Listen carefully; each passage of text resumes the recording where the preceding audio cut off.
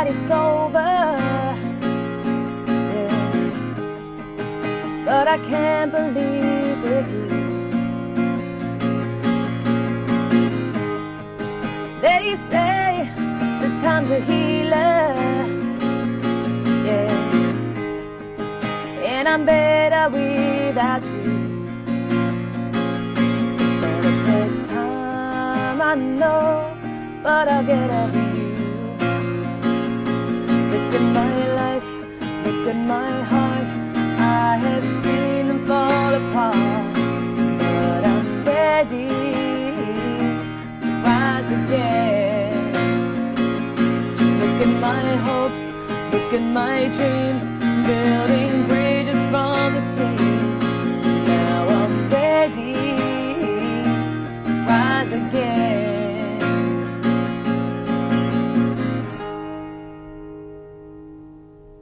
Hi, how you doing? Justin here. Today we are checking out Rise by Gabrielle. Kind of an interesting tune, this one, because the guitar part is actually a sample from the Bob Dylan record Knockin' on Heaven's Door. So there's no other guitar on the recording other than that little loop, which goes right the way through the whole tune. It's the same for the verses and the choruses and everything. So the challenge here is how much time you want to put into learning the guitar part exactly like the record, because if you're not that bothered about doing it exactly like the record, it's a very easy song. It's only got those 3 chords, 4 chords if you're counting this kind of minor 7 variation of the A minor. What I'm going to try and do is explain to you the strumming pattern that was on that original Bob Dylan sample. Now, the best way for you to go about doing that is to listen to the original recording, either the Bob Dylan one, or probably actually better is to listen to Rise, because it's the same loop over and over again. By listening to the tune a few times, you'll hopefully get the rhythm of it in your ear. Now, that's definitely the way to learn it, is listening a lot, but I've tried to write it out in the songbook as close as I possibly could. But it's a very difficult thing to write down really accurately, you know, as to which strums are louder than the others and all of that sort of stuff. You'd really have to listen to it. So what I'm going to do is explain exactly what the strumming was and a little bit about the accenting, which is partly what makes the riff sound right. And then it's up to you really to listen to it. But, you know, you don't have to. You could just use a regular old faithful down, down, up, up, down strumming. So if you want to do G, D, A minor, little finger down, and repeat for the whole song, you got it. And you'll be able to play that at a party and have your friends sing along, and there'd be no problem with doing that. If you want to get it just right, a little bit more detail going on.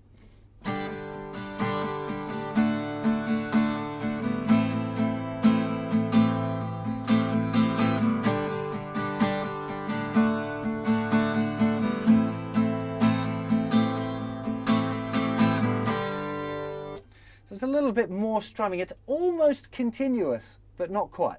So let's talk about what the strumming is going on now. So on the G chord, we want down, up, down, up, down, up, down, up. So 1 and 2 and 3 and 4 and. Now, of course, it's not exactly like mechanical, right? And that's why you got to listen to the record, because it's not exactly as, it would be so complicated to try and write down exactly what strings were being played that it'd be impossible for you to read. Very hard for me to write down, and even harder for you to read it. So I'm going to give you that, like, that's the shell. That's down, up, down, up, down, up, down, up. 1 and 2 and 3 and 4 and. Easy, right? So once you've got that down, practice it up first, exactly as I'm explaining it to you. Then listen to the recording a whole bunch and see if you can kind of merge what you've learned into making it sound like that. Okay? So on the D chord, so it's gone from the G to the D, we've got 1, 2 and 3 and 4. Down, down, up, down, up, down. So from the G, 1 and 2 and 3 and 4 and D, 2 and 3 and 4. Pretty simple so far, right? On the A minor, we have down, up, down, down, up, down. And now the last half a beat, the and after 4, we change to an A minor 7. Now to do an A minor 7, we start with a regular A minor, and we put our little finger down on the 3rd fret of the thinner string. Just gives us that little G note there, which makes the chord an A minor 7. So down, up, down, down, up, down, up. That's where we put our little finger down. 1 and 2, 3 and 4 and.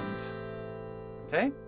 So now we got down, up, down, up, down, up, down, up, down, down, up, down, up, down, down, up, down, down, up, down, up,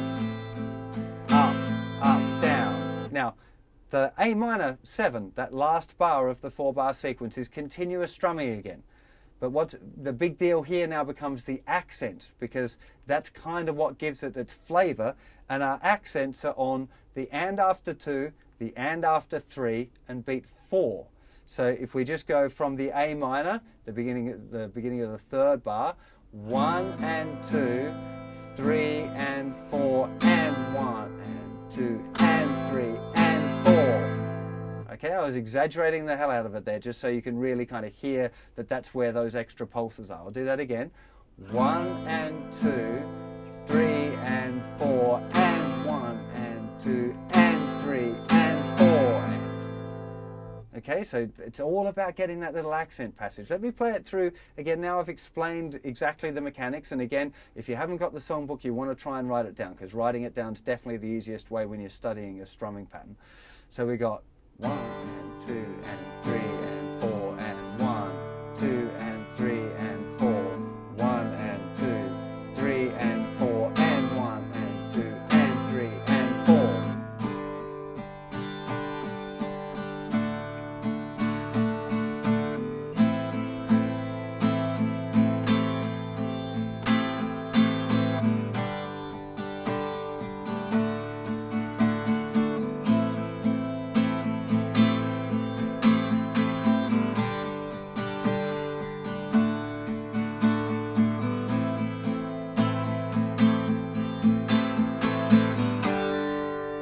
So as you can see, really simple sequence.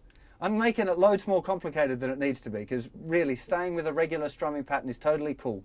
But I figured it was worth in this kind of lesson, being that the rest of it's so simple, if you choose to go the easy way, that I'd go into a little bit of detail there. I hope it doesn't bum you out too much, because it is, I'm making a simple thing really complicated. I'm sure Dylan wasn't thinking about all of that stuff when it was played, you know.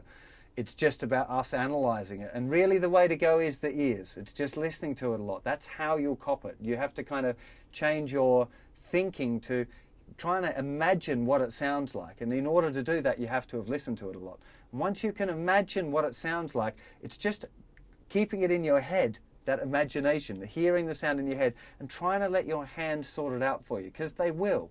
If you're practicing it and you're doing it right and you know what it should sound like, your hands will find the way to hit some slightly harder than others, to make them a little bit louder, to get those accent passages right. There's a few what we call ghost notes, where they're just strummed but really, really lightly. They're there. If you listen to it and you analyze it, you have to write it down like that. But really it's kind of ghosted. It's hardly there.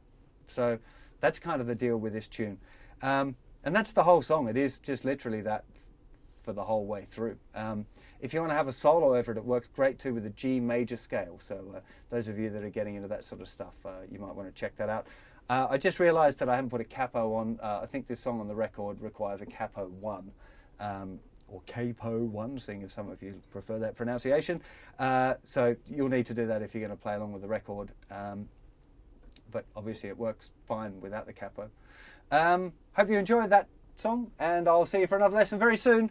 Take care of yourselves. Bye-bye.